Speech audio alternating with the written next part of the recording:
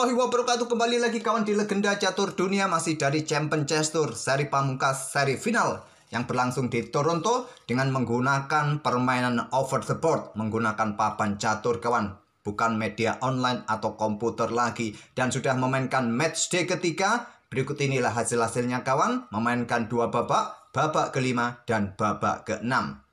Ada kejutan juga di babak kelima ini, cukup menarik. Hikaru Nakamura kembali menelan kekalahan kawan. Kali ini dari Abdus Satrov lewat permainan Armageddon, di mana Hikaru Nakamura pegang hitam kawan, selalu menawarkan kontrol waktu yang lebih sedikit. Memang targetnya ingin mendapatkan hitam, tapi sayangnya coba lihat di diagramnya itu yang nampak di sini kawan. Hikaru Nakamura kalah 2 pion dalam permainan endgame gajah terang versus kuda. Kemudian kejutan lagi dari Magnus kawan. Dia dikalahkan oleh Wesley So dalam permainan Armageddon juga. Kali ini Magnus Carlsen menargetkan buah hitam kawan, menawarkan kontrol waktu yang lebih sedikit dari Wesley So. Tapi Wesley So sangat yakin dengan kontrol waktu yang begitu banyak bisa mengalahkan Magnus Carlsen. Dan disinilah kawan, Magnus Carlsen akhirnya tumbang juga. Denis Lazovic kalah oleh Fabiano Caruana dalam permainan normal, dan MVL ini mengalahkan Alireza Firoza juga dalam game normal. Berikutnya untuk babak ke-6 kawan, di sini Maxim dikalahkan oleh Magnus Carlsen. Jadi Magnus Carlsen di matchday ketiga hanya memetik 1 kemenangan di game ke-6 atas MVL ini. Kemudian Abdus Satrov di sini kawan dikalahkan oleh Wesley So dalam permainan Armageddon juga. Walaupun terbilang di sini gamenya remis, cuma Wesley So pegang hitam, otomatis Wesley So yang menang. Kemudian partainya Alireza versus Denis Lazovic ini dimenangkan oleh Alireza dengan permainan yang remis. Alireza pegang hitam, jelas menang kawan. Kemudian di sini Fabiano Caruana akhirnya mendapatkan kemenangan kembali kawan atas Hikaru Nakamura. Jadi di matchday ketiga Hikaru Nakamura 2 kali kalah kawan.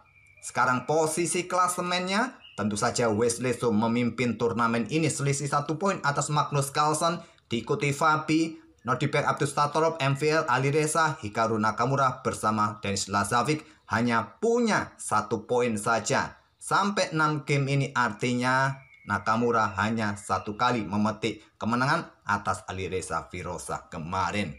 Nah, sebelum saya lanjut ke papan analisisnya, seperti kemarin kawan, saya akan berikan cuplikan penawaran kontrol waktu dari permainan Magnus terlebih dahulu. Kita ulas menghadapi Wesley So. Oh ya, mengenai video antara Nakamura dan Alireza Firoza kemarin, ada kesalahan teknis kawan. Lupa menghapus potongan klip yang kemarin saya pakai di permainan Magnus kawan. Akhirnya tadi saya coba cut videonya di YouTube. Ya otomatis gamenya tercut juga karena editingnya langsung di YouTube kawan. Jadi ya ada potongan video yang terpotong di situ setelah saya trim dan saya cut. Oke kawan, di sini kita lihat klipnya. Di situ Magnus Carlsen menawarkan kontrol waktu 8 menit 53 detik dan targetnya ingin buah hitam. Begitu juga dengan Wesley So, targetnya ingin buah hitam kawan, tapi kontrol waktunya lebih banyak ketimbang Magnus Carlsen. Wesley So hanya berani menawarkan 9 menit 32 detik. Jadi Magnus Carlsen pegang buah hitam di game menghadapi Wesley So dalam permainan Armageddon. Mereka bermain dengan side defense dan Wesley So tidak meladeni dengan permainan terbuka. Ini akan menguntungkan bagi Magnus Carlsen. Dalam permainan terbuka mungkin jalur-jalurnya sudah banyak diketahui oleh Carlsen, jadi memungkinkan dia mendapatkan keseimbangan sampai akhir game kawan. Jadi Wesley So mencoba permainan tertutup dengan kuda C3. Nah di sini kuda C6, pion D6, beberapa pilihan utama kawan pada posisi ini untuk respon kuda C3 ini, ataupun juga dengan pion E6, pion A6, pokoknya ke A6 semua kawan. Langkah-langkah yang paling banyak diambil oleh hitam. Carlsen kuda C6, nah respon putih bisa pion G3 yang paling banyak diambil, atau langsung pion F4, gajah keluar ke petak B5, atau kuda F3 terlebih dahulu, kuda G ke E2, memilih kuda F3 Wesley So. Pion G6 pokoknya ke-6 semua kawan, ini merupakan pilihan utama, atau langsung dorong pion E5. Magnus memilih dengan pion E5. Perkuat petak D4, tidak memungkinkan lagi bagi pion D4 didorong. Gajah dikeluarkan terlebih dahulu ke J4 sebelum memainkan pion D3-nya rokade di langkah berikutnya. Pion G6 baru dimainkan Magnus via Cinto kawan. Setelah pion D3, pion H6 dimainkan Magnus kontrol petak G5-nya. Nah, di sini pion H3 juga melakukan hal yang sama untuk memperkuat petak G4-nya. Nah, setelah pion D6 buka akses bagi gajah terang, di sini kuda langsung manuver ke H2. Jelas kawan ingin bermain dengan pion F di langkah berikutnya. Sedikit menunda rokade agar lebih punya tempo lebih cepat untuk menyerang lewat lajur F. Sebetulnya ini ide baru kawan. Di game-game terdahulu kebanyakan di posisi ini pion A4 kawan. Yang paling banyak pilihan nomor 2-nya adalah gajah gelap ke petak E3 atau rokade di game-game terdahulu. Wesleso kuda H2 ide baru di langkah ke-7. Lanjut, respon Carlsen gajah G7, rokade Wesleso, kuda F6, dan baru sekarang pion F4. Diladeni juga untuk kosongkan ruang mungkin bagi kudanya nanti kawan ke sini. Nah, diambil balik oleh gajah. Rokade Carlsen, menteri bergeser ke D2, incar pion H6, pick up oleh raja H7, kuda F3. Nah, gajah E6 melanjutkan pengembangan, menantang pertukaran gajah terang. Di sini kawan, gajah gelap dipertahankan mundur ke H2 atau cukup ke petak G3. Dua opsi terkuat bagi putih menurut engine. Atau paling tidak menolak pertukaran bergerak ke petak B5 gajah terang ini. Tapi Wesleso langsung gebrak Magnus dengan pengorbanan kuda G5. Ternyata langkah yang kurang tepat menurut Stockfish. Pengorbanan diterima, ambil balik oleh gajah. Ya, inilah tujuan dari Wesleso tadi kawan. Pressure kuda ini bersama bentengnya. Jadi dia kalau nanti bisa mendapatkan kuda ini, tentu dia untung pion kawan. Kuda ke E5 ataupun juga ke petak B8 nanti bisa berkoneksi dengan kuda F6. Sama saja di sini kawan, selain ancam gajah ya tujuannya untuk manuver lagi untuk perkuat petak F6-nya nanti. Menteri F2, tekanan banyak di sini kawan. Kuda mundur ke petak D7. Da pion E5 korban pion Disney Wesleso, kosongkan ruang juga bagi kudanya untuk berikan pressure petak F6. Diterima Magnus, pion D pukul pion E5. Di sini Magnus sudah unggul 1 perwira penuh karena jumlah pion yang didapat Wesleso ataupun Magnus kawan sama 2 pion. Cuma Magnus unggul 1 perwira penuh yaitu kuda. Ada tekanan lagi dengan kuda E4. Nah, di sini raja mundur ke G8 merupakan pilihan terkuat untuk menghindari gebrakan menteri ke petak H4 kawan. Tapi Carlsen memilih keluar untuk menyerang. Menyerang pion B2 ataupun juga nanti kalau ada kesempatan bertukar gajah memperkuat kembali petak F6-nya. Menteri meluncur ke H4 skak. Kuda blokade ada pion G4 kawan. Gajah pukul gajah. Kali ini Carlsen lah yang membuat langkah yang kurang tepat. Setelah menteri keluar ke B6, kali ini pertukaran, 2 kali langkah kesalahan dari Magnus. Di posisi ini yang terkuat adalah pion F5 menurut Stockfish kawan. Di sini saling ancam. Mungkin kuda mundur ke petak G3 ataupun juga pion ini pukul kuda nanti discover di sini nanti ke depan. Ya, pion F ambil kuda di sini. Pion pukul pion discover. Raja ambil, masih belum bisa skak di sini kawan. Mungkin raja akan bergeser ke petak H2 di sini. Permainan dirasa Stockfish atau engine komputer dalam posisi level. Sangat liar permainan ini kawan, di mana kedua raja mulai terbuka posisinya. Tapi Carlsen bertukar gajah terang. Wesleso memilih ambil kuda, pion G ambil kuda H5 dan persiapan discover juga. Gajah dipertahankan, tarik mundur ke petak D5. Tadi ada opsi pion F6 yang lebih kuat, tapi gajah mundur ke petak D5. Lanjut Magnus. Nah, di sini kawan ada 3 pilihan, 3 langkah kemenangan bagi putih. Yaitu dengan langkah pion pukul pion, discover check, ataupun dengan kuda ke F6 skak di sini, atau bahkan luncurkan benteng kawan ke petak F6. Idenya tetap pertahankan gajah gelap terlebih dahulu. Wesleso memilih dengan kuda F6.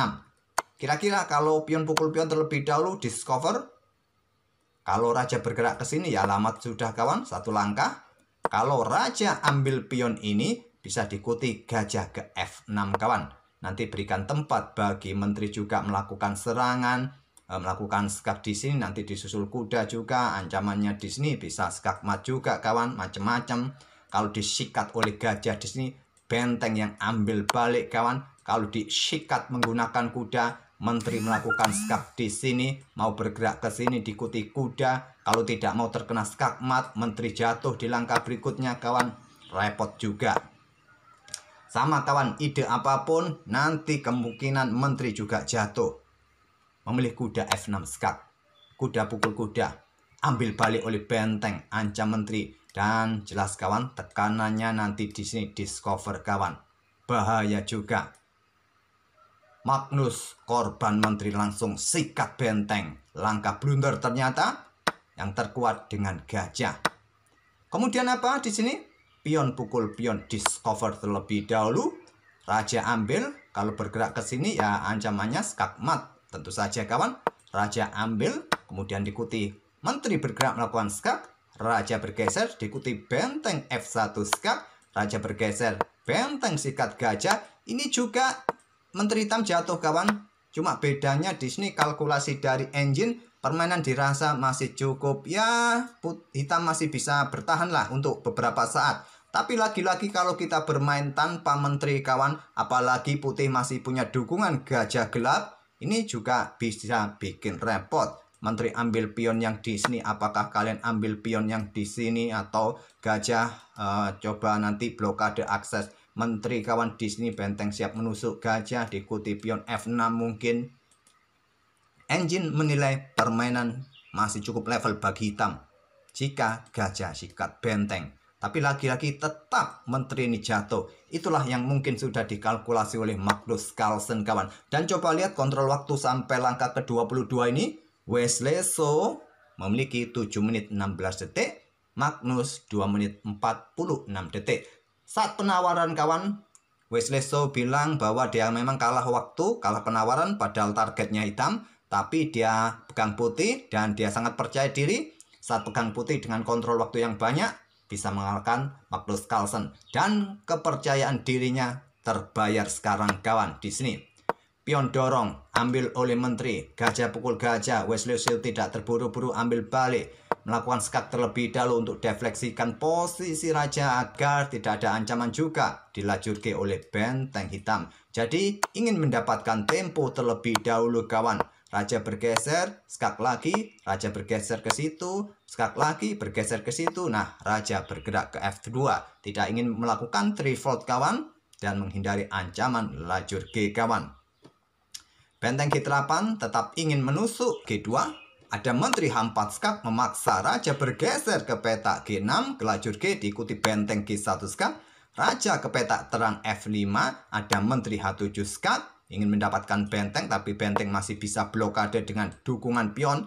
Pion pun didukung oleh gajah. Sekarang berlanjut benteng pukul benteng. Lanjut Wesley So. Sekarang kita temui permainan endgame. Menteri melawan benteng plus dukungan gajah.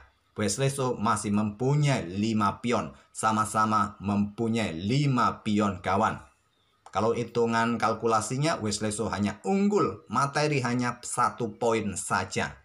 Kalau dijumlah benteng dengan gajah ini nilainya 8, menteri nilainya 9. Berlanjut, menteri D7 skak ingin mendapatkan gajah, blokade gajah E6.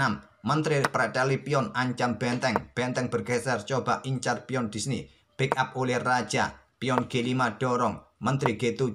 Nah di sini ada benteng diangkat naik kawan, kemudian pion B3 untuk menghindari ancaman Wesley So. Kemudian pion A5 lanjut Magnus Carlsen. Sekarang Magnus Carlsen juga harus berkejaran dengan waktu. Kontrol waktunya tersisa 2 menit 9 detik di langkah ke-39. Sekali lagi tidak ada increment kawan. Kalau waktu habis ya wassalam sudah. Pion A4 hentikan pion. Pion E4 diadu diterima ambil balik oleh raja. Menteri skak blokade dengan gajah. Menteri C6 skak preteli pion tapi dijaga oleh rajanya kawan. Dorong pion C3 skak. Raja bergeser, pion jatuh, preteli pion semua. Dan beberapa saat berikutnya kawan, saya tak perlu jelaskan satu persatu. Silakan kalian nikmati langkah-langkah dari kedua pemain ini kawan. Kita berada di langkah ke-53 sekarang saat pion A5 didorong ini. Gajah D5, hati-hati di sini kawan. Awas, ada ancaman yang sangat serius di peta G2. Bisa skakmat kawan. Terlebih dahulu menteri E3 skak. Raja F5, menteri D3 skak. Bergeser lagi ke E5. Raja naik ke peta G4 untuk lari kawan dari ancaman skakmat. Benteng G2. Raja lari ke H5. Gajah E4. Menteri skak lagi kawan. Setelah raja bergeser ke F4, mulai dorong pion A6 dan benteng C2. Sebelum Wesley So melangkah di sini, Magnus Carlsen menyerah kawan setelah bentengnya digeser ancam menteri. Sudah tidak mungkin lagi, tak perlu kita lanjutkan. Kalian pasti sudah lebih jago daripada admin untuk mempromosikan salah satu pion ini nanti. Itulah kawan kekalahan Magnus Carlsen akhirnya jatuh juga oleh Wesley So dalam permainan Armageddon kawan. Dan langkah-langkah kedua pemain ini sebetulnya bagus kawan. Tidak banyak langkah kesalahan seperti game-game yang kemarin kita ulas. Di sini Magnus Carlsen keakuratannya sebesar 90,8%. Sempat blunder menteri tadi kawan. Wesley So 95% keakuratan mereka berdua. Semoga permainan mereka berdua bisa menghibur kalian. Tadi saya tidak menunjukkan variasi-variasi langkah-langkah di jalur permainan tertutup kuda C3 karena saya akan perpendek video-video di turnamen ini kawan. Karena seperti yang saya bilang kemarin, saya usahakan untuk ulas sebanyak mungkin turnamen ini kawan. Apakah 3 kali ataupun 4 kali. Rasanya sulit 4 kali kawan. Karena admin juga butuh istirahat. Oke, kita akan bertemu di video-video berikutnya. Terima kasih. Wassalamualaikum warahmatullahi wabarakatuh.